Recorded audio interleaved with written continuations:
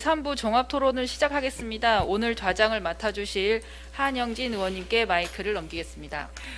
네, 안녕하십니까. 코로나 특위 대응 특별위원회 한영진 의원입니다. 반갑습니다.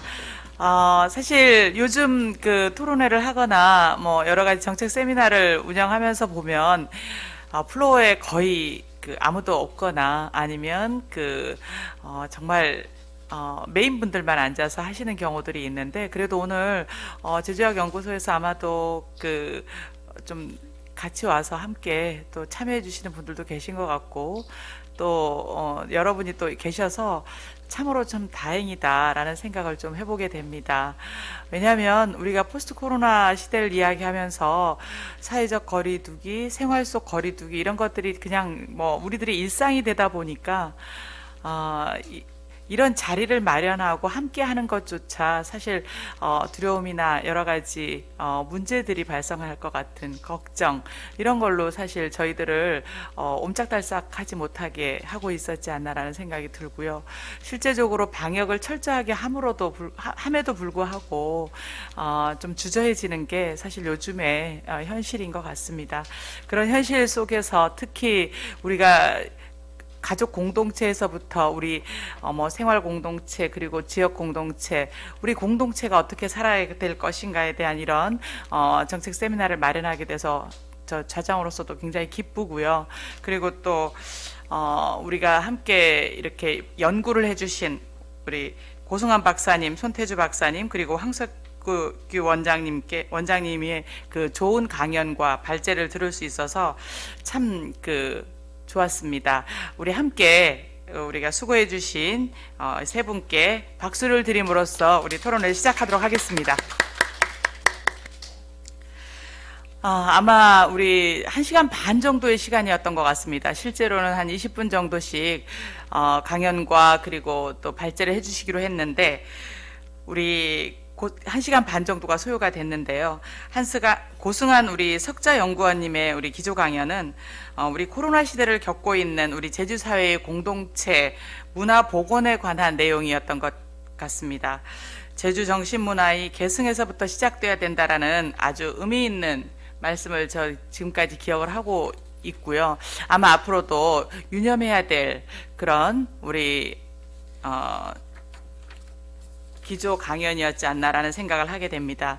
그리고 우리 두 번째로 발제를 해주신 우리 손태주 여성가족연구원 우리 연구위원께서는 코로나19와 우리 제주 지역 사회의 가족의 변화라는 주제를 발표해 주셨습니다. 특히 이 가족의 변화의 모습에 저도 관심이 많아서 제가 우리 이달에 진행되는 도정질의에도 사실 이 부분에 대한 언급을 제가 하려고 하고 있는데요. 발표 내용이 굉장히 와닿는 내용들이 많고, 그리고 또 그 내용 중에서는 제가 자료로 좀 사용해야겠구나라는 그런 내용들도 참 많아서 정말 유익했던 시간이었던 것 같습니다. 우리 코로나19로 인한 우울감, 그리고 가족 및 돌봄의 이슈에 대한 그런 조사 결과, 이런 것들이 아마 우리 제주사회에 충분히 중요한 함의를 던져주고 있는 그런 내용들이었다라고 생각을 합니다. 마지막으로 우리 황석규 원장님, 포스트 코로나 시대의 이주민, 다문화, 그리고 외국인 공동체에 대한 내용을 발제를 해주셨는데요. 어쩌면 우리 사회가 그동안 좀 잊고 있었던 우리 사회의 공동체 일원에 대한 이해도를 정말 한층 높여주는 그런 시간이었지 않나. 저 또한 도의원으로서 상당히 새로운 시각으로 좀 바라봐야 될 것 같다라는 그런 마음에 와닿는 그런 시간이었습니다. 우리가 이렇게 코로나19라는 그 전대미문의 감염병 시대를 살고 있습니다. 이 시기를 얼마나 현명하게 잘 보내야만 앞으로 또다시 우리에게 닥칠 어떠한 상황에 대해서도 우리가 어떻게 대처해 나갈지 고민하고, 그리고 또 방법을 찾아 나가는데 사실은 매우 중요한 그런 시기이고, 그 시작점이 저는 이렇게 이런 자리가 아닐까라는 생각을 해봅니다. 오늘 세 분의 기조 강연과 그리고 발제를 통해서 어떤 정책들로 우리가 도출해 나갈 수 있을까, 이제 토론을 해보려고 합니다. 이 종합토론 시간을 통해서 어떻게 이렇게 제기된 문제 의식들을 어떻게 정말 구체화시켜 나갈 수 있는 정책들로 우리가 만들어 나갈 수 있는지 논의를 해보는 시간을 이제 갖도록 하겠습니다. 본격적인 토론에 앞서서 먼저 토론자분들을 한 분 한 분 소개해 드리겠습니다. 가나다 순서대로 소개해 드리는 점 양해 부탁드립니다. 오늘 그 토론하실 우리 김선필 제주학연구센터 전문위원께서 급하게 좀 자리를 비워야 되는 상황이 발생을 했습니다. 그래서 제주학연구센터 김미진 전문연구원께서 대신 토론을 해주시겠습니다. 큰 박수 부탁드립니다. 그리고 제주대학교 생활환경복지학부 민주홍 교수님이십니다. 제주대학교 사회교육과 연미경 교수님이십니다. 제주여민의 정이은숙 정책위원장님 모셨습니다. 그리고 제주 외국인 평화공동체 한용길 대표님. 자, 오늘 토론은 그냥 가나다 순서로 진행을 하고자 합니다. 토론자분들에게 7분에서 한 10분여 정도의 시간을 드리는데요. 이 시간 내에 아주 짧고 굵게 말씀해 주시면 감사하겠습니다. 그리고 토론자분들이 준비해 오신 토론 내용을 다 들은 후에 토론 내용에 따라서 발제작해서 답변을 하고 그리고 또 플로어에서 질의응답 시간을 갖도록 하겠습니다. 그러면 먼저 우리 김미진 전문연구위원님 토론 부탁드리겠습니다. 안녕하십니까, 김미진입니다. 김선필 선생님께서 급하게 집안에 일이 있으셔서 잠깐 자리를 비우게 돼서 제가 부득이하게 김선필 선생님께서 준비하신 토론문을 읽도록 하겠습니다. 우선 포스트 코로나 시대 어떤 제주 공동체를 만들 것인가를 주제로 좋은 발표를 해주신 선생님들께 감사의 말씀을 드립니다. 코로나19는 감염력이 강해서 사람들이 모이는 것을 그렇게 좋아한다고 합니다. 반면 우리들은 코로나에 걸리지 않기 위해 사회적 거리두기를 해야만 했죠. 거리두기는 공동체에 두 가지 영향을 미친다고 합니다. 첫째, 공동체를 강화시킵니다. 확실히 아는 사람, 안 되는 사람과만 교류하게 되기 때문입니다. 그래서 이미 결속되어 있던 사람들과의 관계는 더욱 돈독해질 가능성이 높습니다. 둘째, 공동체를 약화시킵니다. 거리가 먼 사람, 신분이 불분명한 사람, 낯선 사람과는 되도록 만나지 않으려고 합니다. 코로나에 걸릴 수 있으니까요. 그래서 느슨하게 결속되어 있던 혈족, 지역 공동체는 더욱 느슨해지게 됩니다. 그것은 우리 제주 사회에 몇 가지 함의를 제공합니다. 섬이라는 고립되고 척박한 공간에서 외세의 침입에 맞서야 했던 제주도민들은 끈끈한 공동체를 형성해 왔습니다. 그것을 순우름 공동체라 부르기도 하고 괜당 공동체라 부르기도 합니다. 앞서 발표해 주신 선생님들의 말씀처럼 코로나는 제주사회 곳곳에 어려움을 불러오고 있습니다. 이에 맞서 제주도민들은 서로 돕는 제주 DNA를 되살리고 있습니다. 이 점은 코로나가 제주사회에 불러온 긍정적인 면이라고 할 수 있습니다.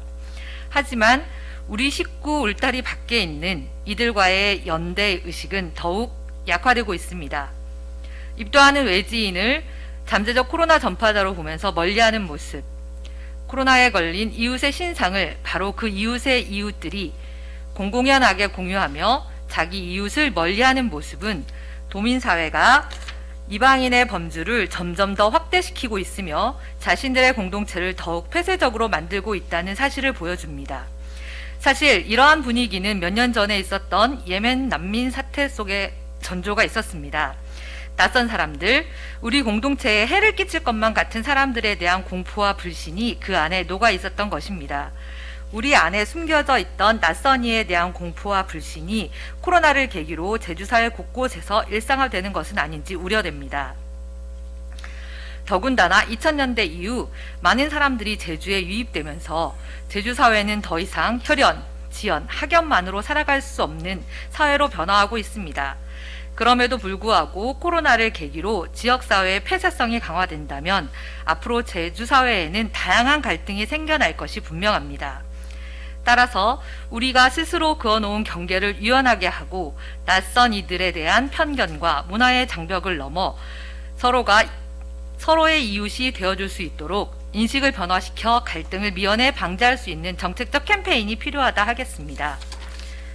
또한 코로나는 가까운 이들과의 결속을 강화시키지만 역으로 개인의 삶을 억압할 가능성이 높습니다. 손태주 박사님께서 발표해 주셨듯 그것은 가족 내 불화로 이미 드러나고 있습니다. 자주 부딪힐 일이 없었던 가족들, 지인들과의 접촉이 잦아지게 되면서 그만큼 갈등도 생겨나게 된 것입니다. 코로나가 불러온 새로운 환경은 사람들로 하여금 가족과 지인들 속에서 새로운 역할을 기대하게 만들고 있지만 이미 고착화된 관계를 변화시키기란 쉬운 일이 아닙니다. 이 점에서 국가는 사람들이 포스트 코로나 시대에 적합하게 가족관계, 공동체 관계를 변화시켜 나갈 수 있도록 재정을 지원하고 제도를 보완시켜 나갈 필요가 있습니다. 위기는 우리가 평소에 보지 못했던 것들을 보게 만듭니다. 그것은 위기가 곧 기회가 될 수 있다는 뜻이기도 합니다. 코로나가 불러온 위기를 슬기롭게 극복하며 모두가 함께 행복해질 수 있는 제주 공동체로 거듭날 수 있게 되기를 기원합니다. 여기까지가 김선필 선생님이 준비하신 토론문이고요. 토론문을 제가 읽으면서 여러 선생님들이 발표하신 내용에 대한 공감과 그리고 방향성에 대한 이야기를 하시긴 했는데 제가 들으면서 좀 더 궁금했던 점이 몇 개 있어서 덧붙여서 추가적으로 질문이라기보다는 궁금증을 해소를 좀 하고 싶어서 말씀을 드리겠습니다. 먼저 손태주 선생님이 발표하신 내용 중에서 저도 가정주부인지라 젠더적 시각의 반영이 필요한 대책들이 도대체 어떤 것일까라는 궁금증이 있었어요. 마지막 부분의 논의 부분에서 말씀을 해주셨는데 재난대책 전반에 대한 젠더적 시각의 반영 필요라고 말씀하셨는데 가장 손쉽게 저희가 생각해 볼 수 있다면 남편이 도와주는 것 이 정도는 이제 누구나 생각을 해볼 수가 있는데 이거는 대책이라고 말할 수는 없지 않을까라는 생각이 들어서 혹시 좀 더 구체적인 것이 있다면 어떤 것일까라고 하는 이야기를 좀 더 듣고 싶습니다. 그리고 하나 더 있는데요. 황석규 선생님 발표하신 것 중에서 마지막에 역지사지라고 하는 부분에 제가 잘 몰라서 여쭙는 건데 미등록 외국인이 유연적 고용이라고 한다면 미등록 외국인들이 활동할 수 있도록 하는 것이 유연하게 허용해 주는 것이 낫다라고 말씀을 하신다고 제가 받아들였는데 이 미등록 외국인들을 등록 외국인으로 할 수 있는 방안을 고민하는 것이 아니라 이것을 유연하게 허용한다라는 게 어떤 의미일까라고 하는 추가적인 설명을 듣고 싶습니다. 네, 수고하셨습니다. 우리 김미진 전문연구위원님, 갑작스럽게 우리 김선필 전문연구위원님을 대신해서 우리가 토론을 준비하셨는데, 그래도 우리가 기조강연과 발제문을 들으면서 굉장히 신중하게 그리고 또 유념하면서 강의를 듣고 정말 궁금증까지 또 이렇게 토론자분들께 질의를 하시는 모습을 보니 참 그래도 다행스럽다라는 생각을 좀 갖게 되었습니다. 우리 포스트 코로나 시대의 양면성을 그대로 또 질문해 주시고 이야기해 주셔서 많은 공감이 있는 그런 토론이었습니다. 다음은 민주홍 제주대학교 우리 생활환경복지학부 교수님께서 토론해 주시겠습니다. 네, 제주대학교 민주홍입니다. 마스크를 써서 떨리는 게 아닙니다. 좋은 분들 만나서 떨립니다. 앞서 기조 강연 해주셨던 고승한 박사님께서 공동체에는 참 다양한 층위가 있다. 그리고 그래서 정의하는 것이 어려울 수도 있겠습니다. 저는 첫 번째로 공동체 중에서 가족 단위의 공동체에 대해서 이야기하고자 합니다. 가족이 그동안 담당해온 다양한 기능들, 예를 들면 사회적 재생산 혹은 사회화 기능, 돌봄의 기능, 교육의 기능, 이런 것들이 현대사회로 와서 많이 사회화가 됐고 그 중에 아주 대표적인 것이 돌봄과 교육 기능일 텐데요. 역설적으로 그리고 너무나 말이 되게도 코로나19 상황은 이 부분에 대한 타격을, 그러니까 가족이 받는 타격을 가장 눈에 띄게 보여준 것이라고도 보입니다. 다만 이때 가장 우리가 주목할 만한 점은 그 타격이 굉장히 양분화됐다는 것인데요. 예를 들면 첫 번째 주제 발표에서 손태주 박사님의 자료에서도 보듯이 의외로 시간이 가족과 함께하는 시간이 늘었다, 또 스트레스가 덜하다, 좋다라는 의견도 있습니다. 다른 한편으로는 가족과 함께 보내는 시간이 늘었다는 게 있죠. 또 다른 한편으로는 그렇게 사회화되었던 기능, 그러니까 집에서 더 이상 아이를 돌보지 않아도 됐던 기능들이 다시 가족으로 오게 됨으로써 스트레스를 겪는 가족도 많았습니다. 양분화되었지만 결국 가족이라는 이슈를 더 이렇게 주목하게 만들었죠. 그래서 이런 점들은 어찌 보면 누적적인 불이익과 이익 이론에서의 촘촘한 분석을 요구한다고 하겠습니다. 아주 구체적으로 살펴보면 취약한 사람은 더 취약한 것으로 나타났는데요. 특히 발표에서 보면 여성, 맞벌이 부부 중에서도 아이의 연령 중에서 미취학 아동을 가진 가족이 이 부분에 특히나 어려움을 겪는 것으로 나타났습니다. 뿐만 아니라 인터넷, 컴퓨터 등 이런 부분에서 경제적으로 취약한 계층은 이 부분에 교육 부분에서 또 새로운 과제를 안겨주었죠. 혼자 사는 노인은 반찬 배달을 못 받는 것뿐만 아니라 가끔 이렇게 오는 사람들이 마치 유일한 가족 같은 사람들이었는데 이것이 이제 줄어들게 되는 상황을 맞이합니다. 그런데 여기서 한 발 더 나아가면 설문에도 안 잡히는 사람들이 보입니다. 아주 취약한 계층인데요. 자료에서 보듯이 폭력은 증가했을 것으로 예측되나 신고 건수 자체는 낮아진 것으로 나타납니다. 따라서 우리가 이 많은 구체적인 자료들을 정책에서는 아주 잘 자르고 붙여서 제공하는 정책이 되어야 될 것입니다. 그래서 예를 들어서 마음 챙김이 중요하다는 건 우리가 아주 잘 알고 있지만 단순히 바우처 사업, 상담 지원을 늘린다는 것에서 조금 더 나가서 누구에게, 연령은 어떤 사람들에게 어떤 것을 주어야 되는지 제도가 뒷받침되어야 된다고 생각이 듭니다. 어렵겠지만 또 한 가지는 결혼을 이제 임신이나 출산을 연기한 사람들의 자료를 보면 여성이 2배, 그리고 남성에 비해서 이제 여성이 2배가 나타난 것으로 보이는데요. 그럼 여성은 혼자 결혼하지 않습니다. 상대방이 있고 그것은 대부분의 경우 남성입니다. 그래서 이 말은 다시 말하면 물론 커플 자료는 아니지만 결국 동상이몽을 할 수밖에 없는 사회적인 어려움을 보여주고 있습니다. 따라서 이 모든 것들을 봤을 때 저는 3분 30초를 지나고 있는데 이런 것을 볼 때 이제 누적적 불이익과 이익에서 조금 더 촘촘한 정책적인 어떤 제언들이 나갔으면 좋겠다라는 말씀을 드립니다. 두 번째로는 가족 단위를 벗어난 공동체에 대한 전체적인 것인데요. 저희가 코로나가 처음 창궐했을 때 제주 지역의 이제 뉴스들을 보면 가장 걱정했던 게 관광객이 줄어서 그래서 이제 살림살이가 어려워졌다라는 어려움이 참 많았습니다. 근데 이제 시간이 지나면서 이제 서울에서 온 관광객들을 통해서 특히 이제 코로나 증상이 있었음에도 불구하고 이제 돌아다녔다라는 것으로 봐서 이제 어찌 보면 제주 사회가 이제 똘똘 뭉치게 되었는데요.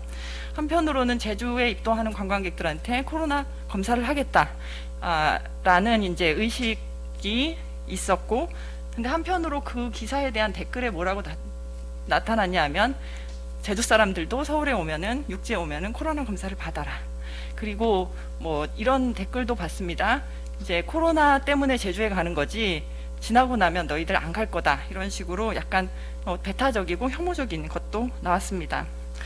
어찌 보면은 우리는 때로 이 제주라는 공동체가 이익 집단으로 보이기도 하고 어찌 보면은 우리 스스로 그래서 우리를 잘 돌봐야 되고 우리끼리 뭉쳐야 되는 집단이 되기도 합니다. 따라서 이때에 가장 중요한 것은 우리가 제주가 가진 가치를 정말로 사랑하고 아느냐를 남들한테 보여주는 것입니다. 예를 들면 물, 바람, 관광 자원 이것 자체를 우리 제주 사람들이 정말로 사랑하고 있고 돌보고 있다는 것을 외부 사람들이 안다면 그렇다면 우리는 더 이상 이익 집단으로 남지 않을 것이라고 생각이 듭니다. 마지막입니다. 이제 주제 발표 2번 황석규 원장님 발표 잘 들었고요. 참 멀티컬처럴리즘이라는 것 자체가 다양한 문화를 포괄하는 개념이라면 우리 한국 사회에서는 다문화라는 어떤 단어가 다문화 가족에만 일방적으로 쓰이는 모습을 많이 봅니다. 아까 말씀하신 것처럼. 그래서 어찌 보면 그리고 또 외국인 공동체를 이야기할 때 혹은 외국인 노동자를 이야기할 때 마치 국제자유도시의 교육 그러니까 영어 마을 이런 데서 일하는 외국인은 거기에 또 상당 부분 빠져 있는 것으로 보입니다. 그래서 외국인 공동체가 이제 이분화되어 있다는 것도 우리는 양분화되어 가고 있다는 것도 잘 인지를 해야 될 것이고, 이 부분의 정책을 만들 때도 굉장히 결이 다르고 질이 다른 공동체의 특성을 잘 반영하는 것이 필요하다고 생각합니다. 이상입니다. 네, 수고하셨습니다. 생활환경복지학부 교수님답게 이 다양한 우리 가족 단위의 공동체 안에서의 문제에서부터 우리 제주도의 여러 가지 환경적 문제까지 전반적인 부분에 대해서 짚어주신 것 같습니다. 수고 많으셨습니다. 다음은 우리 연미경 우리 제주대학교 사회교육과 교수님 토론 부탁드리겠습니다. 네, 제주대학교 연미경입니다. 일단 코로나19 여파로 세계 경제는 1930년대 대공황 이후에 최대 위기를 맞았습니다. 그리고 전부터 있었던 사회 문제들, 그리고 고질적인 지역 문제, 그러니까 산업 구조의 문제, 노동 시장의 문제, 그리고 가장 중요한 사회 안전망의 미비의 민낯이 들춰졌습니다. 이러한 측면에서 오늘 정책 세미나는 일정한 의미를 지닌다고 봅니다. 우리는 현 상황과 코로나 이후 시대를 대비해서 다양한 차원의 대응력 제고를 해야 하기 때문입니다. 그래서 저는 오늘 정책 세미나 주제와 내용 관련해 몇 가지 질문, 우리 모두에게 질문을 던지고 제안을 하는 것으로 제 토론을 대신하고자 합니다. 먼저 오늘 기조 강연을 비롯해서 두 분의 발표에서는 실제 공동체, 마을 공동체 문화의 복원, 역할 이런 부분들을 강조하고 있습니다. 그리고 그 길 중에 하나로 순으름 정신의 실천도 논의하고 있습니다. 물론 순으름 협력이죠. 생산 공동체, 이런 공동체 문화 복원은 중요합니다. 그런데 저는 우려스러운 점을 발견했습니다. 코로나19로 주춤하지만 세계 사회문화 간 교류가 활발하고 이주의 시대인 지금, 그리고 코로나 이후 시대 대응 방안으로서 이제 이런 상황에서, 그리고 교통통신수단의 발달 아마 본격적으로 또 가동이 되겠죠. 이런 상황에서 이 공동체 문화를 강조하고 있는 점입니다. 제가 이쪽 분야 연구자로서 지역 혹은 공동체는 역사적으로 끊임없이 변형되는 역동적인 실체입니다. 그런데 이러한 상상의 공동체, 원래의 공동체가 강조되면 될수록, 그리고 국가나 지역사회가 단일성, 단일 공동체를 강조하면 할수록 그 국가나 지역 내 다양한 집단의 차이는 억압될 수 있다는 점입니다. 그래서 다양성의 시대에 어떤 공동체를 복원하고 만들어갈지에 대한 논의가 더 중요하다고 저는 생각을 합니다. 지역 내 다양한 층위의 사람들 모습을 담아낼 수 있는 공동체 구축 방안에 대한 심도 있는 논의가 되었어야 된다고 저는 생각을 합니다. 안 했다면 필요하다고 생각합니다. 이를 통해 이미 다양한 집단들이 더불어 살아가고 있는 지역사회, 지역 공동체를 상상하고 또 함께 만들어갈 수 있기 때문입니다. 그리고 다음으로 코로나19 위기와 장기화 속에서 그 어느 것보다 공동체 정신이 강한 생산 공동체, 노동 간행이라고 할 수 있는 제주의 순으름이 과연 작동했는지, 어떻게 작동했는지, 작동되지 않았다면은 왜 그러는지, 여기에 대한 분석이 먼저 돼야 된다 생각을 합니다. 좀 더 구체적으로 본다면은 그동안에 중앙과 지방을 막론하고 마을 만들기, 마을 기업, 사회적 기업, 협동조합, 다양한 공동체 사업들이 2000년대 후반 거의 10년이 넘었죠. 그리고 사회적 경제라는 것으로 통합돼서 지금 제주도 운영되고 있고 타 지역도 이미 이제 운영해 왔습니다. 그렇다면은 그동안에 이러한 마을 만들기에서 공동체 활성화 노력, 혹은 제주의 순으름 공동체가 코로나19 위기 상황에서 어떻게 작동했는지, 이런 부분에 대한 고찰이 저는 먼저 선행돼야 된다고 생각을 합니다. 정착 주민 지원조례도 지금 지역 공동체 지원조례로 바뀌었잖아요, 보면은. 그리고 3개년 계속 만들어가고 있고, 그러면은 그동안의 것들이 실패한 것인지, 코로나19 상황에서 제대로 작동하지 않은 건지, 그 원인은 뭘까? 이런 부분에 대한 심도 있는 분석이 필요합니다. 다음으로 코로나19 장기화로 인해서 노동과 돌봄을 비롯해서 주거, 사회보장, 건강 등 다양한 영역에서 문제들이 거차적으로 일어났습니다. 특히 학교와 보육시설 및 복지관 등의 일상적인 운영이 어려워지면서 가정이 교육과 돌봄을 제공하는 곳이 되어버렸습니다. 이와 관련해서 최근 몇 년만 보더라도 제주특별자치도는 2016년부터 지금 지금 제주처럼 그러니까 생활체감형 양성평등 정책의 핵심 사업으로 순으름 육아 나름터 조성 사업, 그리고 모다드령 돌봄 사업 등과 여성 친화도시 사업을 추진해 왔습니다. 뭐 다른 지역도 마찬가지죠. 일종의 일가정 양립과 저출산 대응을 위해서 추진한 사업들입니다. 다른 한편으로 본다면 제주도 교육청은 제주형 자율학교, 다운디 배움학교, 즉 마을과 학교가 아이를 키운다. 이런 부분들을 2015년부터 본격 운영을 해왔고, 또 제주도 내 농어촌 학교의 80% 이상이 다운디 배움학교로 지정되어 있는 상황입니다. 그러면 이러한 시스템이 코로나19 상황에서 어떻게 작동했는가? 이러한 분석 하에서 향후 코로나 이후 시대 운영 방안이, 또 정책 대응 방안이 마련돼야 된다고 봅니다. 물론 오늘 세미나 자리에서 하나의 길로 강조되고 있는 공동체 복원은 코로나19 위기에서 여러 지역 문제를 해결할 수 있는 하나의 대안은 될 수 있습니다. 하지만 순으름 공동체 복원 자체가 이 모든 것을 보장해 주지 않는다는 것은 분명합니다. 공동체 문화 복원은 수동적이고 인위적인 측면에서가 아니라 지역 공간에서 주민들의 주도적인 참여를 이끌어내 주민자치를 실현하고 주민들의 공동체적 관계망을 형성해서 호혜적 인간관계를 만들어 나갈 때 가능합니다. 이것은 문화적 차원의 노력만으로 불가능하고 경제공동체, 자치공동체 등 여러 영역이 결합되어야 가능합니다. 그리고 이것은 지역 단위 해결책도 중요하지만 코로나19로 인한 이런 그 재난이 불가피하다고 한다면은 국가 단위의 법 제도적 기반과 사회 안전망의 구축과 실행이 무엇보다 중요합니다. 자본주의 사회에서 사람과 경제 재생산이 코로나19로 무너져 버렸다고 할 때 작동되어야 하는 사회 안전망은 바로 사회보장 체계이기 때문입니다.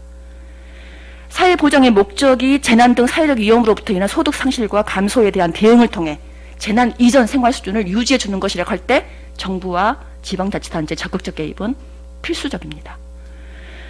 그리고 이러한 정부와 지방자치단체의 개입은 단기적 처방을 넘어서야 됩니다. 실제 코로나 이후 사회로의 중장기적인 이행 전략까지를 염두에 두고 이루어져야 되고, 이것이 시장, 기업, 가정 등 전방위적으로 이루어져야지 어느 가정 혹은 여기만 국한된 문제는 아닙니다. 특히 불평등을 완화하는 국가의 경제정책과 사회정책의 통합적 역할, 그리고 노동, 시민, 기업, 정부의 균형적 사회적 거버넌스의 확립이 무엇보다도 중요합니다.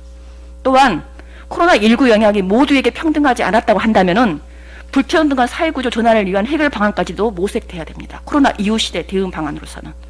그리고 지역 구성원 모두가 동등한 시민으로 대우받을 수 있는 사회적 토대를 마련하는 것까지 설계돼야 됩니다.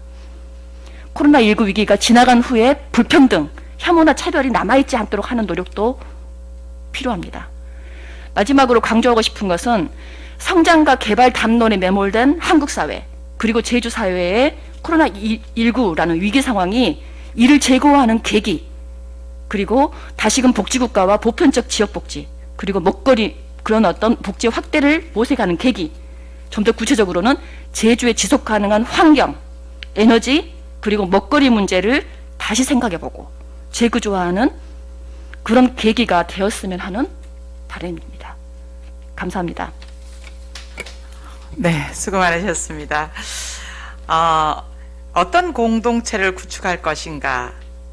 그동안 우리가 다양한 공동체를 위해서 사실 그 공동체가 활성화하는데 굉장한 노력들을 해왔던 여러 가지 사업들이 있었는데, 그것들이 정말 어떻게 진행되었고 이 코로나19 시대에 어떻게 정말 제대로 역할을 했는지 미리 좀 살펴보고, 그리고 또 전방위적으로 우리가 정책을 해결하는 방법에 대해서 우리가 어떻게 해왔는지 원인과 분석도 해보고, 그리고 방향성도 제시해야 된다는 그리고 또 그 과정을 통해서 제주의 지속 가능성까지도 담보해야 된다는, 재구조화해야 된다는 그런 아주 뼈 때리는, 요즘 유행하는 말로 뼈 때리는 이야기였던 것 같습니다. 토론 정말 수고 많으셨습니다.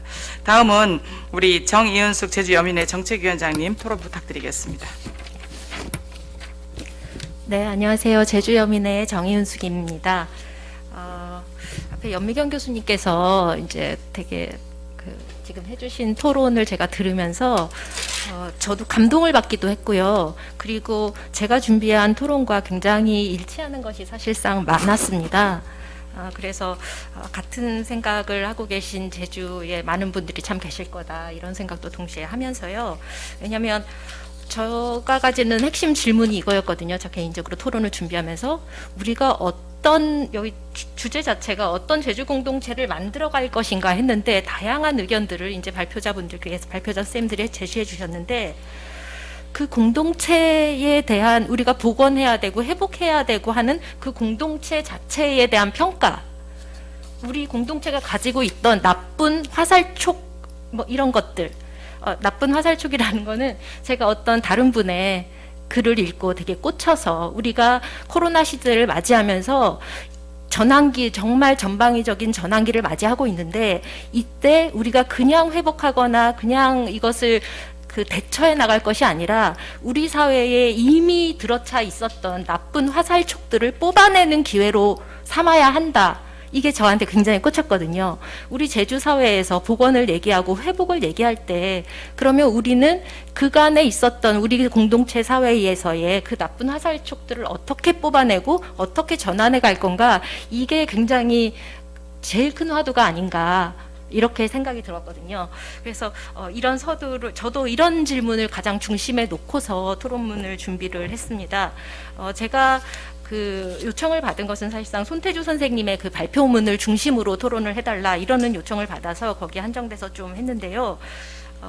기본적으로 기존에 이미 그 코로나 이전 시대에도 기존의 많은 연구에서 코로나와 같은 어떤 큰 재난 상황이 닥쳤을 때 이미 우리 사회에 존재하고 있는 계급이나 인종이나 성별이나 이런 거에 따라서 불평등이 있는데 그거에 기생해서 재난이 닥치면 훨씬 더 그 불평등을 증폭시킨다라고 하는 기존 연구들이 너무나 많이 있습니다.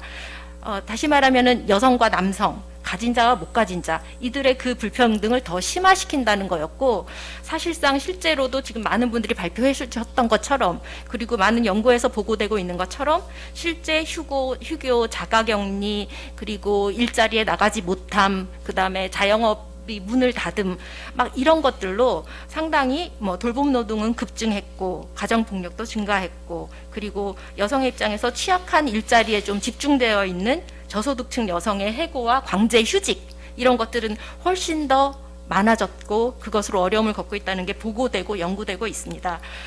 지금 그 손태주 박사님이 발표해 주셨던 그 연구에서도 원래 있는 연구인데요. 그 연구에서도 코로나로 인해서 제주 사회가 많은 것이 멈추어 있는 상태에서 그 설문조사를 1000여 명이 넘는 분들의 설문조사를 통해서 실태조사를 하신 것이고, 그것이 기존에 연구됐던 바를 그대로 증명을 해주는 데이터였다고 생각을 합니다. 그러니까 경제 사회적 조건, 뭐 성별 이런 거에 따라서 차별적으로 이 팬데믹이라는 이 위기가 작용을 하고 있다. 이것을 그 발표 내용에서 확인해 주셨다고 생각을 합니다. 그리고 그 기존 그 연구에서 보여주셨던 정책 대안들도 아주 다양하게 그리고 촘촘하게 제시하고 계십니다. 오늘 발표에서는 많이 나오지 않았는데 시간의 문제였던 것 같습니다. 예를 들면 정신건강의 문제, 그리고 갈등, 가족 간의 갈등 해소의 문제, 그리고 아동 돌봄 체계가 가장 문제였는데 이 부분을 어떻게 강화할 것인지, 그리고 지역사회 통합 돌봄의 방법을 어떻게 더 강화할 것인지, 이런 정책 그 대안들을 많이 담으셨거든요. 이런 부분들은 이전에 모자랐던 부분들을 좀 더 통합하고 메꾸어 나가고 이러는 방식으로 이제 정책 대안들이 나왔다고 생각합니다. 그런데 여기서 저도 이제 질문이 생깁니다. 앞서 말씀하신 것처럼 향후 이런 재난이 이런 뭐 감염성 질환이나 이런 것들이 더 자주, 더 빠르게 다가올 거라고 모두가 전망하고 있는데, 이런 보완적인 정책으로 우리가 이것을 타개해 나갈 수 있을까라는 질문인 거죠. 그리고 이것은 꼭 돌봄, 가족의 문제만이 아니라 한국 사회, 전 세계에서 다 같이 하는 질문입니다. 우리에게 전환의 그 시대가 온 것이라는 각성을 다들 했다고 생각하거든요. 그래서 이런 차원에서 저는 이제 이 토론에서 딱 두 가지만, 지금 앞서 많은 분 말씀하셨기 때문에 두 가지만 좀 얘기를 하고 싶습니다. 뭐냐면 그 돌봄의 문제가 가장 큰 핵심이었는데, 가족 문제에 있어서 편향되게 맡겨져 있는 그 돌봄의 문제, 이거를 우리가 어떻게 하면 모두가 서로 돌봐야 되는 걸로 각성할 수 있을까? 각성뿐만이 아니라 각성은 좀 됐다고 생각은 하는데 이걸 그러면 제도를 바꾸고 현실을 바꿔 나갈 만큼 얼마나 절실하게 우리가 통감하느냐 이 얘기를 좀 하고 싶고요. 그리고 두 번째가 하나가 우리가 공동체 회복, 가족의 회복 이런 얘기를 하는데 지금 현재의 한국 사회에서는 혈연과 결혼 그리고 입양 이 세 가지 조건을 통해서만 가족 공동체를 인정하고 있고 거기에 따른 가족 정책만 유효합니다. 그런데 실제 우리의 삶은 그렇지가 않거든요.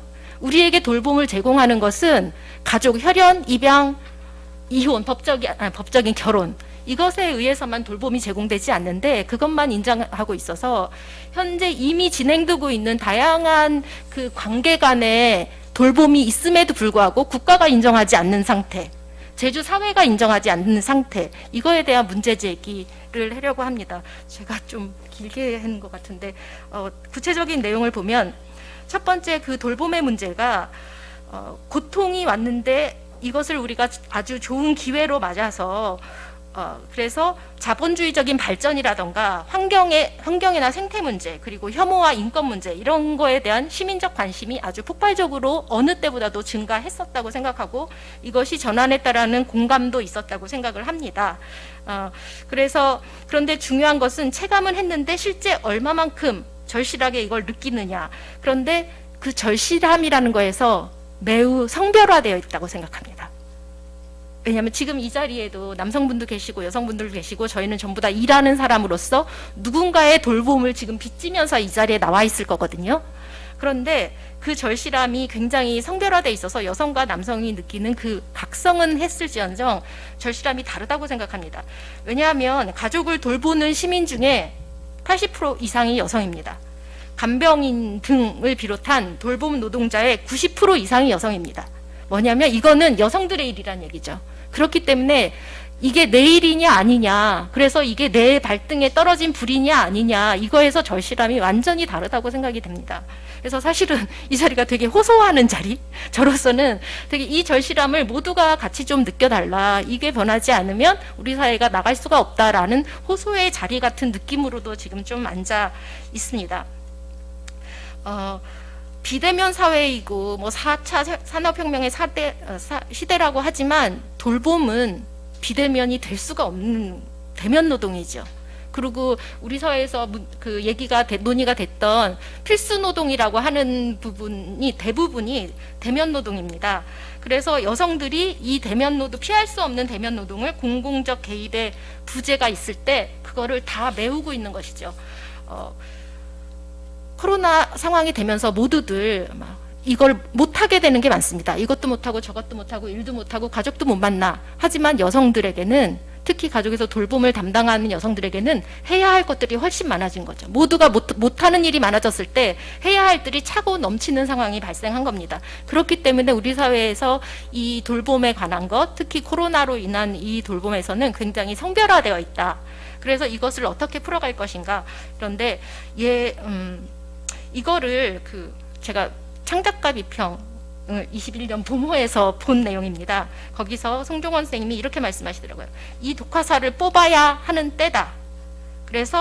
그런데 이 성별로 편향되어 있는 이 맡겨져 있는 돌봄, 이것이 바로 그 독화살이다. 이것을 어떻게 뽑아갈까를 저희가 생각을 해야 되는 것이고, 그래서 서로 돕고 배려했던 과거의 공동체라고 얘기를 하는데 그대로 복원시킬 그 공동체가 아니고 이전 공동체에 대한 평가, 그리고 대안적인 이 돌봄을 어떻게 나누어 갈 것인가에 대한 대안적인 가치를 재구성해 나가야 되는 그런 복원이라고 생각을 합니다. 이거는 또 한 예로 고승환 선생님께서 앞에서 마을 공동체의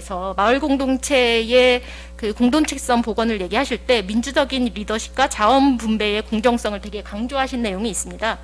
거기서 보면 예를 들면 그것도 거기에 있는 독화사를 뽑은 복원이어야 되겠죠. 예를 들면 지금 3년째 제주에서 제주 마을이 되게 성평등성이 떨어집니다. 의사결정이나 이런 부분에 있어서 좀 남성 중심적으로 되게 이제 전통적으로 남성 중심적으로 마을의 중요 일들이 결정되는 것이 많은데 이것을 좀 성평등하게 만들기 위한 활동의 일환으로 마을에 있는 마을 규약을 성평등하게 개정하는 작업이 3년 전부터 지금 쭉 제주사회에서 이어오고 있거든요. 이것과 같이 그런 독화사를 뽑아내는 이런 것들이 함께 논의되면서 가야 된다, 이렇게 생각을 합니다.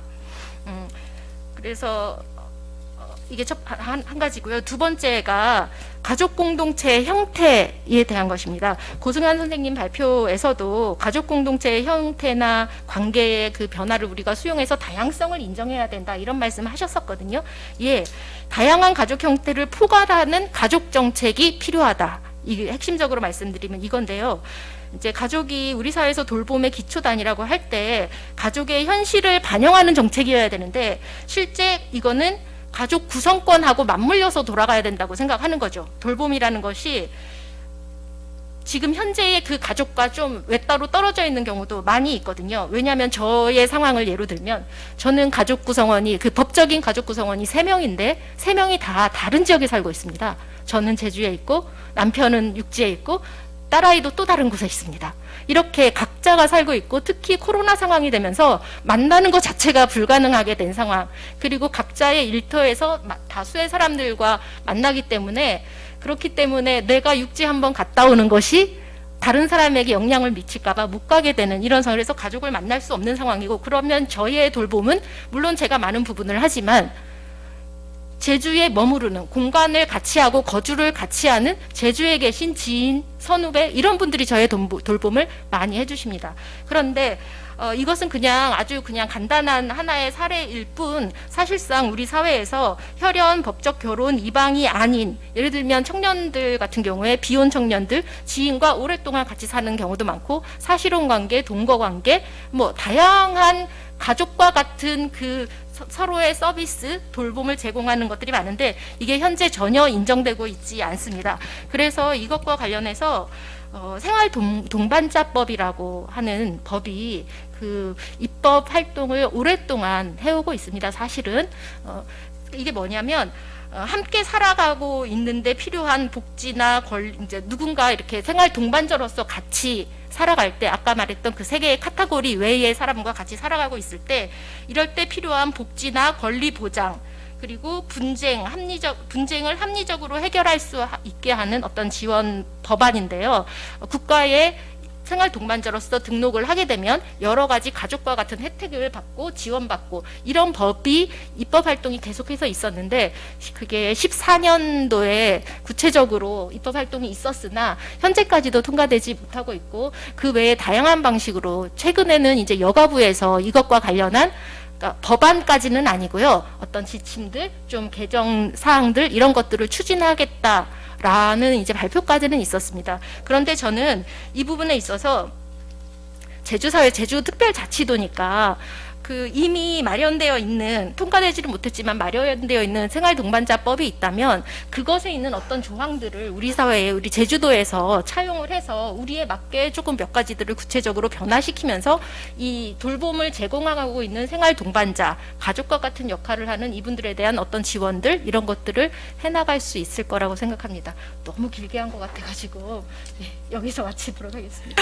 네, 아주 하실 말씀이 너무 많으셨는데 제한된 시간 때문에 굉장히 좀 빨리 말씀하시느라 정말 더 애쓰셨던 것 같습니다. 저도 시간이 조금 초과되는 면은 있었으나, 그래도 우리가 이 시기가 아니면 또 언제 이런 이야기들을 차근히 들을 기회가 있을까라는 생각 때문에 그냥 또 말씀하시게 했는데요. 혹시 다른 분들이 7분에서 10분 이내라고 했는데 또 그 시간대에 다 못하신 말씀이 있지 않을까라는 그런 아쉬움이 있어서 좀 죄송합니다만, 나중에 이제 마지막에 기회를 드릴 때 찬찬히 또 말씀을 하실 기회를 드리겠습니다. 우리 정의윤숙 제주여민회 정책위원장님께서는 불평등은 재난시 더욱 증폭된다. 저는 이 말이 굉장히 많이 와 닿았고요. 그리고 그 불평등이 특히 이 돌봄에 대해서는 특히 더 심화되어 있는 우리 현실을 아마 누구나 다 알 수 있을 겁니다. 제가 예전에 기억되는 문구가 있는데요. 낳기만 하십시오. 국가가 책임지겠습니다. 라는 문구였습니다. 그게 사실 어떤 시기에 도입되어 있는 문구였냐면 무상보육을 시작하면서 도입되었던 문구였습니다. 마치 보육을 그리고 또 돌봄을 양육을 비용만 지원하면 끝나는 것처럼 그렇게 호도되었던 그리고 또 우리 그 돌봄의 가치를 매우 약화시켰던 그런 국가의 정책 헤드라인 이런 것들이 상당히 그때 아쉬웠던 점이 있었거든요. 그 이후에 사실 돌봄이라는 것들이 굉장히 다른 방식으로 또는 굉장히 다양한 조명을 받고 있긴 하지만 여전히 여성이 책임으로 전가되어 있는 현실들이 아까 우리 손태주 박사님의 여러 가지 자료를 통해서도 우린 늘 지금 현재 목도하고 있습니다. 이런 부분들에 대한 목소리를 아마 내려면 아마 오늘 이 자리가 밤이 새도 모자랄 것 같습니다. 이런 것들을 정책적으로 어떻게 우리가 코로나19를 통해서 특히 더 그런 부분에 대한 현실성을 우리가 노골적으로 들여다봤기 때문에 어떻게 해결해 나갈 것인가에 대한 고민들은 아마 저희들 특히 이제 뭐 전문가들의 의견들을 저희가 정말 많이 듣고 저희 정책을 위반하는 사람들이 뼈저리게 저희가 느껴야 된다라는 생각을 하면서 듣게 되었습니다. 마지막으로 한영길 우리 제주 외국인 평화공동체 대표님의 토론을 듣도록 하겠습니다. 막 반갑수다. 막 졸리지에 막 듣다 보니 저는 막 짧고 굵게 하고다. 예, 잘 들어줍세. 그리고 여기 불러줘 오늘 고맙수다. 그리고 오늘 저는 여기 저는 대표가 아니고 사무처장입니다. 그래서 오늘 대표로 불려서 좀 기분도 좋습니다. 예, 기분도 막 좋고. 예. 저는 황석규 박사님 그 주제문에 대해서 제가 이제 그 토론을 하겠습니다. 알아먹어 점심과 말씀 다른 분들은 제주도 말. 알아집대가 저희 고승환 박사님이 아까 발제문에서 제주어 사용을 해야 된다 해가지고 한번 고라밤시다 해가지고 예 반갑습니다. 그 사실은 황석기 박사님 그 발표에 대해서 굉장히 감사하게 생각하고 있습니다. 굉장히 부당한 부분들에 있어서 지금 현재 이주민들이 외국인 주민들이 겪고 있는 상황들 그리고 차별 배제적인 정책들에 대해서 굉장히 구체적으로 잘 논의해 주셔서 너무나 감사드리고요. 덧붙여서 저는 이제 제주의 상황에 한해서 이렇게 말씀드리고 보완하는 그런 걸로 마무리하겠습니다. 제주가 섬이라는 특징이 있기 때문에 그 다른 지역과는 다른 어떤 그 이민자들의 생활이 있는 것 같습니다. 그래서 섬이라는 것 때문에 그렇잖아도 평상시에 고립되어 있는데 외국인 주민들 같은 경우에 사실 나가기가 어렵거든요. 타 지역으로. 그래서 나가기가 어려운데 더구나 이제 코로나 때문에 더 감금되어지고 고립되어지는 제주도 지역 내에서도 그렇게 돼버렸습니다. 상황이. 그러다 보니까 어떤 분들은 작년에 자살하신 분들 계세요. 이제 그런 고립감이 있어서 고향에 못 돌아가고 외국인 근로자분인데 이제 그 고향에 있는 이제 가족하고 전화를 하다가 이제 그런 외로움에 대한 어떤 트라우마 때문에 자살을 하셨어요. 그래서 그런 부분들이 되게 안타깝게 다가왔었고 그 다음에 지금 사실 외국인 주민들 같은 경우에는 여기에 살고 있지만 다중적 정체성을 갖고 있습니다. 그리고 초국적인 정체성을 갖고 있어요. 그러다 보니까 본인이 여기에 있으면서 과연 나는 그 나라 자국민인지 나는 누구인지에 대한 정체성이 되게 혼란함들이 가중되어 있습니다. 그러다 보니까 뭐 여기에도 섞이기가 어렵고 저쪽에서도 섞이기가 어려운 그런 혼란함 속에서 이제 나날들을 보내고 있는 상황에서 과연 이제 이분들에 대해서 어떻게 하면 제주 공동체 사회에 이렇게 편입하기라고 말하기에는 좀 애매하지만 어쨌든 이 제주 공동체 사회에 이렇게 같이 섞이면서 살아갈까 이렇게 생각할 수도 있지만 역으로 우리가 그분들 공동체 안에 들어가야 된다라고 좀 저는 생각을 하고 있습니다. 왜냐하면 이분들 같은 경우에는 되게 좀 여러분들도 알다시피 뭐 몇십 년 동안 자기들 나라의 자국민에 대해서 이제 살아왔는데 문화에 대해서 이제 문화를 그 자국민 문화 속에서 살아왔는데 여기 와서 우리 안에 이제 좀 섞여라. 그리고 뭐 당신들의 고유한 정체성을 가지고 있으면서 우리 좀 융합되라 이렇게 말하기에는 굉장히 좀 폭력적이거든요. 그 말 자체가. 그래서 이제 우리가 어쨌든 우리도 마찬가지로 저도 마찬가지로 단일 민족에 대한 개념 속에서 단일 문화라는 그런 개념 안에서 계속 세뇌돼서 이제까지 살아왔었는데 살아와서 이제 외국인들을 돕는 일을 하기 시작했는데 굉장히 어려웠습니다. 저 자신도 제일 최전방에서 외국인들하고 접하면서도 굉장히 나도 나에 대한 정체성이 되게 혼란스러웠어요. 그러다 보니까 굉장히 이분들과의 어떤 그 하나된 공동체성을 띠려고 굉장히 저 나름도 지금 노력하고 있지만 여전히 갭이 있습니다. 이분들과의 괴리감도 있고 갭이 있는 상황입니다. 그래서 이거에 대해서는 우리가 어릴 적부터 교육적인 차원에서 어릴 적 그 초등학교 교육 차원에서도 아예 문화 다양성에 대한 그 교육을 철저하게 우리가 좀 진행하지 않으면 지금 당장 이분들에 대한 어떤 인식 개선 이런 부분들을 지금 와서 이렇게 하기에는 굉장히 지금부터 시작하는 것도 지금 시작하고 있지만 그럼에도 불구하고 굉장히 어려운 부분들이 있겠더라. 그래서 좀 교육적인 차원에서 이렇게 좀 지원해 줬으면 좋겠다는 생각이 들고요. 두 번째는 아까 이제 우리 황석규 박사님 그 뒷변에 역지사지 내용에도 나와 있습니다만은 그 외국인에 대한 그 이민정책 부서가 있어야 됩니다. 도청에. 시스템이 마련되어 있지 않습니다. 부서가 14개 부서에 다 나눠져 있습니다. 그러다 보니까 이게 뭐 예멘 난민 사태가 터졌을 때도 문제가 발생했을 때도 어느 부서에서 어떻게 해야 될지를 전혀 몰랐고요. 이건 법무부의 문제다. 이건 지자체 문제가 아니다. 이런 식으로 하면서 사실은 서로 이제 법무부는 법무부대로 이제 제주도는 제주도대로 서로 힘겨루게 하는 그런 상황이었거든요. 그래서 저희 단체가 나서서 저희 직접 확인했었지만은 도하고 연결해서 했긴 했지만은 굉장히 그 이민부서 컨트롤 타워를 역할할 수 있는 그런 그 이민 정책에 대한 컨트롤 타워 역할을 할 수 있는 부서가 반드시 제주도에 마련이 돼야 됩니다. 안산에는 있어요.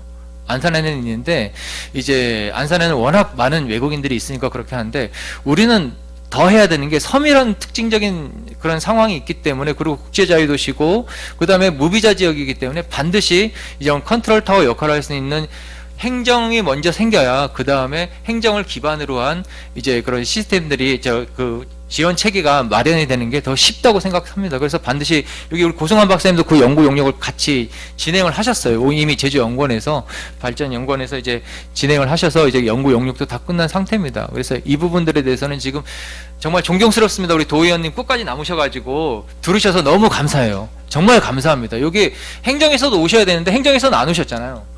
오셨으면 이 얘기를 좀 들으셔서 반영을 해줬으면 참 좋았을 거라 생각 듭니다. 그래서 남으셔서 끝까지 경청해 주시는 우리 도 의원님께 감사드리고 이 부분에 대해서는 정책적으로 좀 해줄 수 있도록 이렇게 좀 해주시고 아까 또 황석규 박사님 좋은 의견 하셨는데 지금 한 13,000명 정도 미등록 체류자 소위 말하는 불법 체류 외국인이 있습니다. 그런데 계속 섬이라는 특징 때문에 이 사람들 출도를 할 수가 없어요. 다른 지역으로 요 안에서만 생활할 수 있습니다. 뭐 지금 법무부 출입국도 알아도 다 놔두고 있어요. 단속 신고가 들어오지 않는 이상은 단속하지 않습니다. 단속 인력도 없고요, 사실은. 그러다 보니까 그리고 이분들이 단속해버리면 농어촌 1차 산업에 있는 분들이 갈 데가 없어요. 일손을 구할 수가 없습니다. 심지어는 저희 장모님도 저한테 막 일손을 구해달라고 이렇게 하고 있는 상황이거든요. 그만큼 어려운 상황이어서 아까 유연성을 발휘해서 이렇게 좀 하는 부분이 있었는데 저는 이제 이분들을 일시적으로 단기적으로 합법화해서 이분들을 인력적인 풀로 이제 오히려 일시적으로 합법화시켜서 같이 생활하는 것이 낫지 않을까라고 생각을 하고 있습니다. 그리고 이게 학자분들도 많이 계신데 저는 제주도에 제발 이민 정책을 연구하는 그런 연구소라든지 뭔가가 있어야 된다고 생각합니다.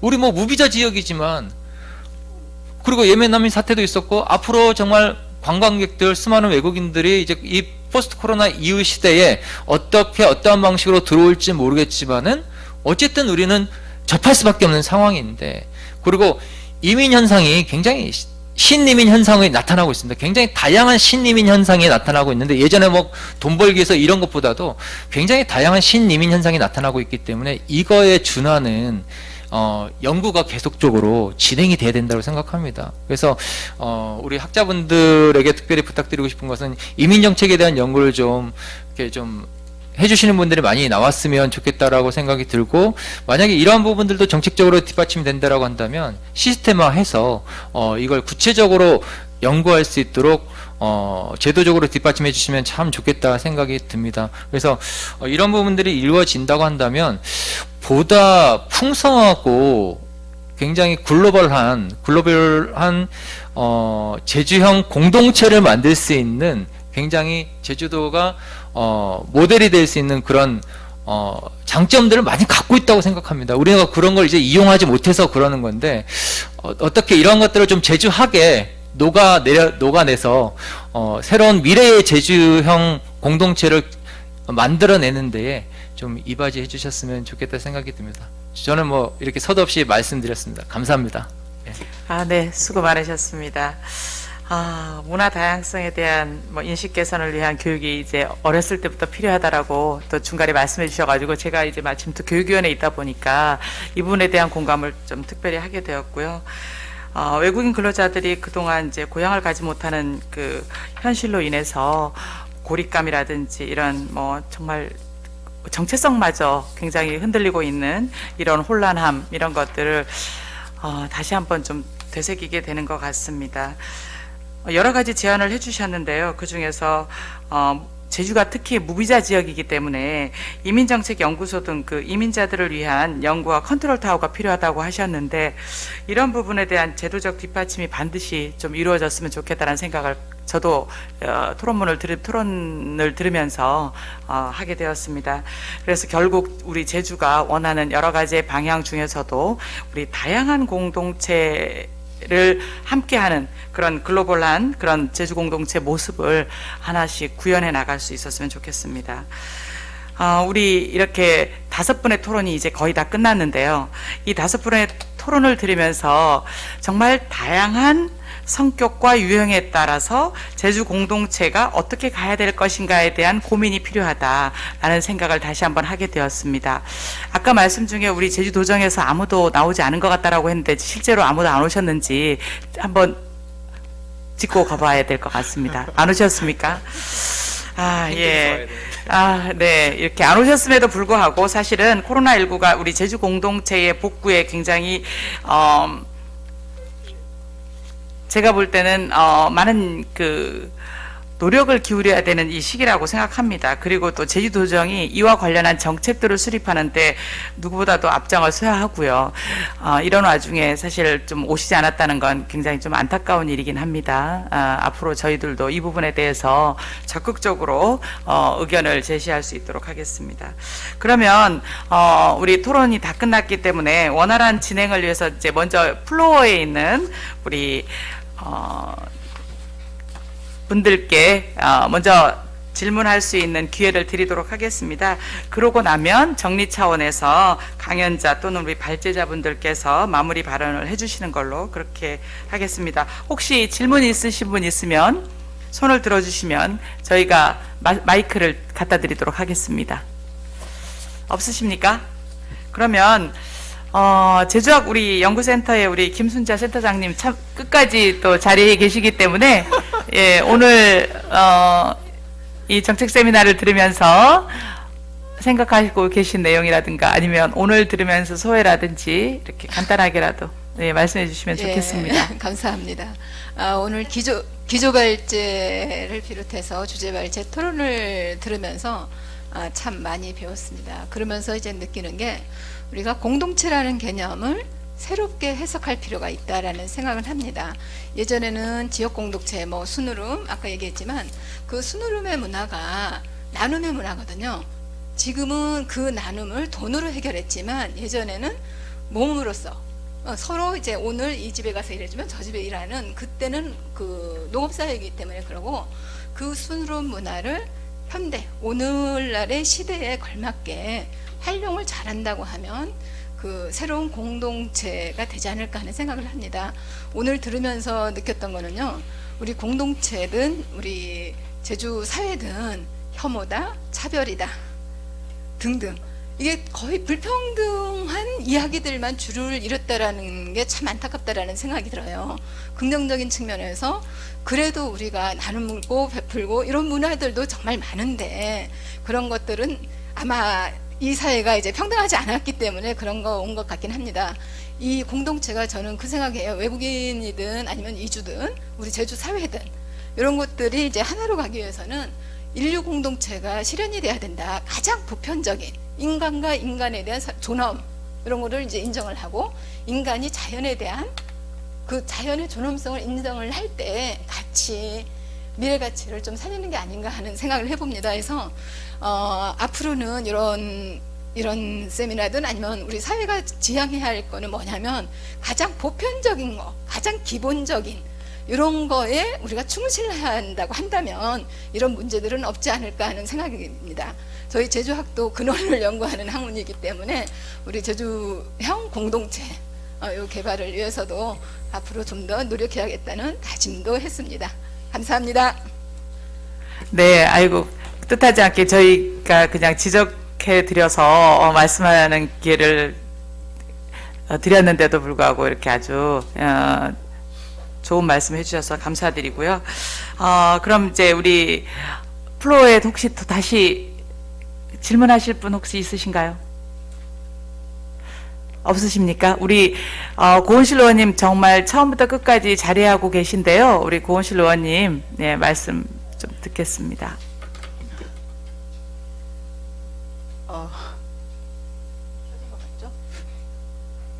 예, 보건복지안전위원회 고은실 의원입니다. 반갑습니다. 저 오늘 절대 발언 안 하겠다고 했음에도 불구하고 마이크를 주셔서 어쨌든 오늘 토론을 처음부터 끝까지 들으면서의 생각은 우리 상임위 일이구나. 예. 전부 우리 상임위에 해당되는 이런 이야기도 정말 우리 상임위에서 해야 될 일이 너무 많구나 다시 한번 느끼는, 특히 상임위에 와서 다문화에 관한 얘기를 거의 못 해봐서 다시 한번 저를 좀 이게 돌아보는 시간이 되지 않았나 생각이 들고요. 좋은 배움의 시간이었습니다. 고맙습니다. 네. 그러면 이제 그 강연자와 발제자분들이 종합 토론과 그리고 플로어에서 나온 질문 그리고 또 해주셨던 말씀에 붙여서 우리 코멘트를 해주는 것으로 해서 마무리를 하도록 하겠습니다.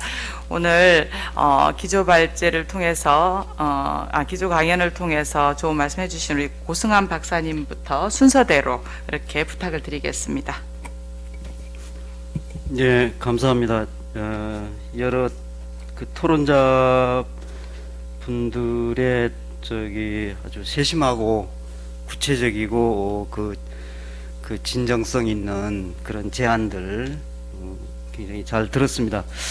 그래서 이제 이 공동체 문제, 특히 제주 공동체의 문제는 굉장히 일단 복잡하고 그리고 다차원적이고 그리고 어떤 특정한 어떤 문제만 가지고 해결될 문제가 아니고 그래서 이거는 굉장히 종합적이고 총체적이고 이런 접근에서 이걸 출발을 일단 해야 되고, 그래서 아까 이제 공동체 문제, 제주어 보존 문제, 시대는 변하는데 그럼 제주어만 다 사용할 거냐, 이제 그것도 아닌 문제고, 그리고 제주 문화를 계속 고집해야 될 것도 아니고 전통 문화 같은 거.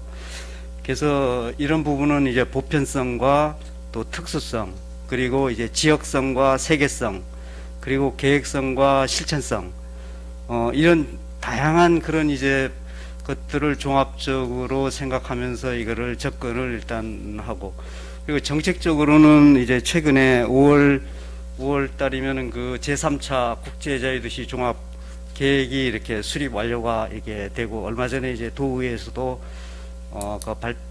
보고를 해서 수정 보완을 많이 요청했습니다.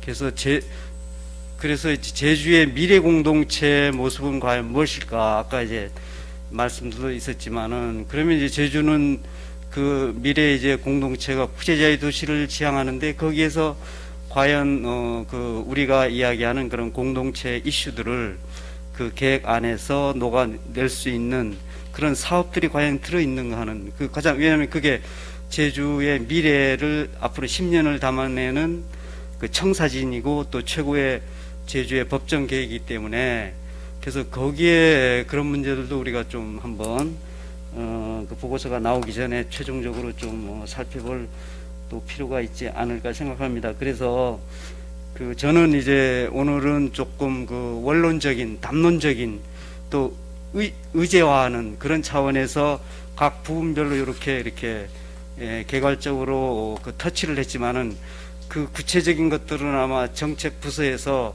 각 부서에서 지금 사업들을 하고 있습니다. 그래서 저는 그러니까 우리의 제주 공동체가 앞으로 제주형 공동체가 나아갈 그 어떤 것에 대한 어떤 도민적 합의나 이런 것들을 그려놓고 거기에서 우리가 기존의 전통 문화에 대해서 그걸 이제 이런 것들은 버려야 될 부분, 수정 보완해야 될 부분, 요건 보존해야 될 부분, 그리고 우리가 적극적으로 앞으로 이런 부분은 우리가 수용하고 받아들이고 해야 될 이런 부분들에 대한 좀 정리를 좀 해서 그래야 이게 어떤 방향성을 우리가 가지고 거기에 이제 마을 중심이든 주민 중심이든 지역사회 중심이든 이걸 이제 접근 전략을 이렇게 짜낼 수 있는 그런 것들을 좀 그 생각하고, 그래서 과연 그런 것들에 맞게 우리가 행정에서 정책 사업들을 지금 하고 있는지에 대한 것들은 이제 후속 사업으로 이렇게 좀 세밀하게 좀 체킹을 이렇게 하면서 조금 그 나가면은 조금 그래도 뭔가 정리해서 가지 않을까 하는 그런 생각이 듭니다. 그런 차원에서 오늘 이제 참여해 주신 우리 고은실 의원님이나 한명진 우리 의원님이나 또 대응팀에서 의원님들이 역할이 굉장히 또 중요하다고 생각합니다. 오늘 세미나가 그냥 이 세미나로 끝나지 말고 조금 더 한 발 더 앞서 나가는 그런 자리들이 계속 있었으면 합니다. 예, 고맙습니다. 네, 수고 많으셨습니다. 그러면 우리 손태주 박사님 부탁드립니다. 오늘 시간은 저도 굉장히 많은 것을 배울 수 있는 그런 시간이었던 것 같습니다. 지금 토론자분들께서 궁금해하는 부분들에 대해서 저는 두 가지로 이렇게 말씀을 드릴 수 있을 것 같습니다. 그 젠더 시각에서의 접근이 필요하고 반영할 필요가 있다라고 해서 그 부분에 대해서 김미진 이제 연구원님께서 남편이 가사 분담을 하는 것도 하나의 예로 들면서 이제 그에 대해서 추가적인 설명을 이렇게 했는데, 이 부분 자체가 젠더적인 관점이 필요한 부분인 것 같습니다. 그러니까 그러니까 저희 연구원에서 조사를 한 거는 인식 변화에 대해서 가족의 변화를 들여다봤기 때문에 가족이라고 하는 그 구성원 안에 만약에 자녀를 두고 있다 그러면 이렇게 남편과 아내라고 하는 이분법적인 사고로 전환하는 겁니다. 그렇다 그러면 우리가 공동체라고 했을 때는 같은 방향에 대해서 뜻을 같이 하고 있는 하나의 작은 모임부터 시작해서 지역사회 전체, 세계까지로 이렇게 번져나갈 수 있을 거라고 보여집니다. 그럼 여기에서 우리가 하나 생각해 볼 게, 저출산이라고 했을 때 누구에게 더 초점을 두고 바라본 용어인가? 그래서 최근에는 저출생이라고 합니다. 그래서 2020년도에 제주도의 그 출생률을 본다 그러면 아까 제가 발표할 때도 말씀드렸는데 1.02명입니다. 그러니까 여성이 평생 자녀를 낳을 수 있는 그 수가 한 명이 지금 거의 그 경계선에서 왔다 갔다 한다는 거거든요. 그러면 이러한 수치로 봤을 때 내년에는 1명 미만일 가능성도 있다라는 거예요. 그래서 저출산이라고 하는 여성을 아이를 낳는 도구로 바라보는 그런 용어 자체에 대한 것, 그러니까 돌봄이라고 하는 것 자체가 굉장히 추상적이고 형이상학적이고 우리가 이거를 어떻게 바라봐야 된다라고 했을 때에는 가치 제고, 그러니까 인식 개선, 문화 확산, 이런 운동이 굉장히 필요하다고 보여집니다. 그러한 부분에 대해서 볼다 그럴 때 이제 그 돌봄이라고 하는 부분이 여성이 사회 진출이 이렇게 증가하면서 그에 따른 일가정 양립이라고 하는 제도적 환경 때문에 만들어진 것인데 2014년도에 무상보육이 일어나면서 이렇게 보육과 관련돼서는 공보육 체계가 많이 만들어져서 거의 60% 이상이 아이들이 어린이집이나 유치원을 이용하고 있습니다. 그런데 문재인 정부가 들어와서 2017년도부터 초등아이의 방과 후 돌봄의 공백을 해소하겠다고 온종일 돌봄이라는 것을 하고 있지만 현재까지 지금 제주도만 보더라도 17%가 초등학교 아이들의 돌봄 공백을 해소하지 못하고, 그러니까 17% 정도만 공적으로 돌봄을 받고 있다라는 거거든요. 그렇다 그러면 우리가 어떻게 해야 되느냐? 집에서 남편이 같이 분담하고 일한 형태가 아니라 함께 지역이 나눠서 그럼 어떤 형태로 상생하고 연대하고 협력할 수 있는 여러 방안들을 우리가 찾아야 된다라는 겁니다. 그래서 가치 제고와 관련된 부분을 처음으로 제가 이제 첫째로 말씀드리고요. 그 다음에 정의훈숙 선생님께서 이렇게 말씀한 부분으로 해서 제가 말씀드린다 그러면 황두영 이렇게 선생님이 쓴 책인데 외롭지 않을 권리라고 해서 생활동참법에 대해 가지고 이렇게 저술한 책이 있습니다.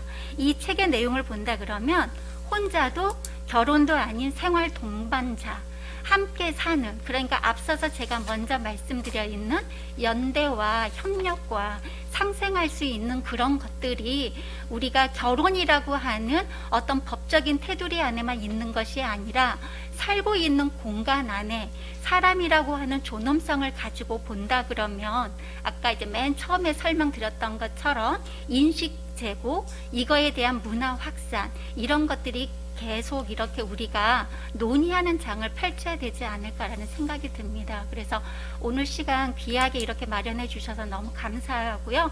제가 연구하는데도 오늘 주신 의견들을 반영해 가지고 노력하겠습니다. 수고 많으셨습니다. 그러면 황석규 원장님, 마지막으로 말씀 좀 부탁드립니다. 처음 시작은 그 역지사지 미등록 외국인 유연적 고용인데요.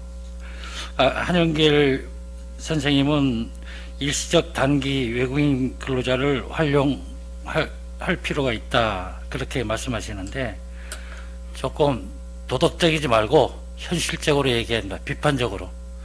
여긴 미등록 외국인 불법 체류자도 자기가 여기서 계속 일하고 싶은 생각이 있는지 없는지 몰라요. 있어도 고용주가 그분을 받아들일지 안 할지 몰라요.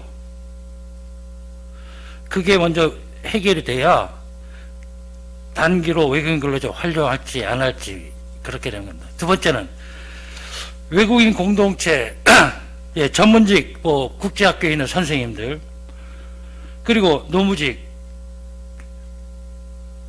정말 일용직 외국인 근로자 우리 도민들이 요청한 겁니다. 전문직은 도움을 요청한 거예요. 가르쳐 달라고. 그리고 노무직한테는 너는 노역해라 요청한 겁니다. 그게 현실 아닙니까? 그리고 가장 중요한 건 저는 저 발제문에 공동체 말을 쓰지 않았어요. 왜 그러지 않습니까? 공동체는 도덕적이에요. 절대 이익적이 아니에요. 지금 얘기하는 게 다 도덕의 중심을 놓고 현실적인 비판적인 게 얘기가 없어요. 그러한 공동체를 만들면은 안 돼요. 쉽게 얘기해서 가족 도덕적으로 잘 정상적으로 해야 된다. 참교육, 참가정 돼야 된다. 아니거든요. 갈등 많아요. 그리고 저출산 그건 당연한 거 아닙니까? 일과 가정이 양립해서 안 낳는다? 아니에요. 우리가 배워서 안 낳는 겁니다. 어머니처럼 살지 않겠다. 아닙니까? 그리고 저출산. 그렇게 한다고 고출산이 됩니까? 아무리 돈을 쳐 넣어도 고출산 안 됩니다. 그런데 중요한 거는 돌봄이에요. 이제는 가족에서 돌봄이 안 돼요. 지자체나 국가에서 나자마자 전체적으로 다 준비를 해야 됩니다. 그리고 저는 제주도가 100만 되면, 100칸이 생기면 경제가 부흥한다? 거짓말이에요. 보시죠. 생활 환경이 엉망되는 거 아닙니까? 오히려 룩셈부르크 3국, 모나코, 우리보다 적어요. 근데 우리보다 더 낫지 않습니까? 그리고 공동체 도덕이 아니라 창의성이 필요합니다. 전 피에로 보르디에의 구별짓기. 상류층 사람들은 보통 사람 하는 걸 룰을 안 지켜. 예를 들면 연예인들, 이효리가 똑같은 옷을 입고 나옵니까? 자기 창의성이에요. 새로운 문화를 창조를 해야 됩니다. 그런데 도덕적인 거는 누가 얘기하면 그걸 그냥 순응하는 거예요. 능동적이지가 않아요. 그래서 저는 공동체, 물론 공동체가 변화하려고 하는 모습을 다시 얘기할 수 있지만 그거는 너무 얘기가 많고, 그래서 저는 다문화 쪽으로도 사실은 저는 일본을 가서 일본이 우리보다 앞으로 상황이 좋지 않을 것이다 하는 것은 우리 제일제주인 사람들과 제외 한국인 사람들과 그분들이 하는 태도를 봐서 아, 이 사람들은 세계에서 세계 시민이 될 그러한 준비가 우리보다 좀 덜 되고 있는가 보다라는 걸 느꼈습니다. 그러면 다문화 쪽의 측면에서는 한국이 좀 더 일본보다 발전하고 있는 모습이 있지 않는가 생각합니다. 예, 이상입니다. 네. 어느새 우리 3시간이 넘도록 우리 코로나19가 바꾼 제주의 모습과 그리고 앞으로 우리 지역 공동체, 제주 공동체를 어떻게 유지하고 더 나은 모습으로 발전시켜 나갈 건지에 대한 논의를 했습니다. 오늘 이 토론회로 어쩌면 하나의 명확한 해결책을 도출하는 것은 사실 좀 자부하기는 어렵습니다만은 우리 고민의 지점이 어디에 있어야 하는지에 대한 공감대는 오늘 충분히 저는 역할을 했다라는 생각을 하고 있습니다. 우리가 모두 다 아시다시피 코로나19는 우리가 살고 있는 제주를 바꿔버렸습니다. 그리고 우리 코로나19에 맞서서 현명한 포스트 코로나 시대를 맞이하기 위해서 연대와 그리고 소통, 이런 자리가 정말 많이 필요하다라는 것을 오늘 함께 우리가 알았던 시간이라고 생각합니다. 이런 오늘 나눴던 많은 그 정책에 대한 부분들, 이런 부분들의 우선순위를 분명하게 정하고, 그리고 또 우리가 이야기했던 부분들을 우선순위에 좀 더 올려놓고 정책화시키고 실제 추진될 수 있도록 저희 포스트 코로나 대응 특별위원회가 더욱 노력할 것이다라는 말씀을 드리면서요. 오늘 제주학 공동 정책 세미나에 함께 해주신 여러분들께 감사드리며 오늘 이 자리를 마치도록 하겠습니다. 네, 고맙습니다. 수고 많으셨습니다.